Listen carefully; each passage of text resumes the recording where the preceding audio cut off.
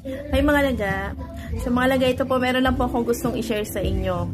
So, based po ito sa sarili ko pong experience dito po sa pagko-content. So, dahil nga mga laga, nagkaroon po ako ng violation. So, nito lang pong mga nakaraang araw. So, ang violation po na ito mga laga is nakuha ko po siya sa pagre-request ko po ng ads on Reels.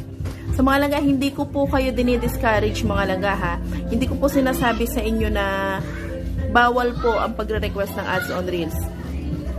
So sa katunayan nga mga laga, dito ko po napatunayan na pwede po pala talaga tayong mag-request ng ads on Reels at pagbibigyan po tayo ni Facebook. Ako lang po yung nagkaroon ng pagkakamali mga laga. So nagkamali po ako. Bakit ko nga po ba sinasabing nagkamali ako mga laga? Nung nag-request po kasi ako mga laga ng ads on Reels kay Facebook, nakalimutan ko pong linisin muna ang aking mga Reels video.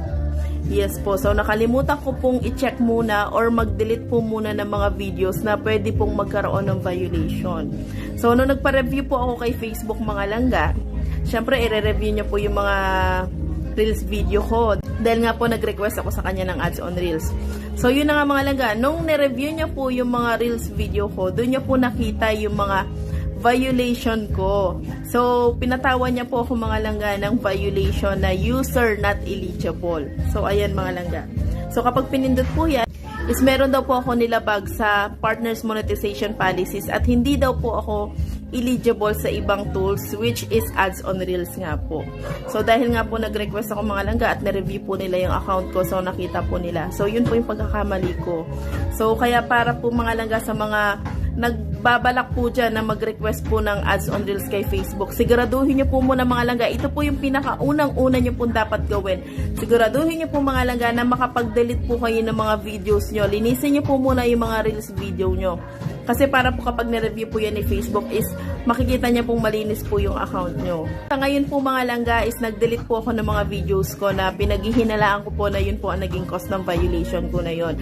So nung habang naglilinis po ako mga langga, meron po akong isang Reels video ko na nakita doon na yung video ko po kasi na yung mga langga is ginamitan ko po siya ng audio ng ibang content creator. So nung nakita ko po siya ngayon mga langga, wala na po siyang sounds. So, nakamute na po siya. Ang ibig sabihin po nun mga langga, yung audio po na ginamit ko, na galing po sa ibang creators, is nagkaroon po siya ng violation at dinelete niya po. So, maaaring yun po yung cause mga langga. At meron po ako isa nakita sa Reels video ko mga langga. Yung Reels video ko po, nakatuwaan lang siya. Meron pong iyak ng baby. So, mga langga, yun po yung pinaghihinalaan ko na naging cause po ng violation ko na against po sa partners monetization policies ni Facebook. Kaya mga langga, para po sa mga kapwa ko dyan content creator na onboarded na po ang kanilang in-stream ads. So, madalas po kasi itong mga langga sa may mga in-stream ads na po. Kasi kapag meron na po tayong in-stream ads, mas madali na lang po tayong ma-invite sa ads on Reels. Kaso nga po mga langga, kapag po meron pong problema yung mga Reels video natin, so yan po yung parang notification sa atin ni Facebook na yung mga Reels video po natin is meron pong nilalabag sa mga polisigya niya.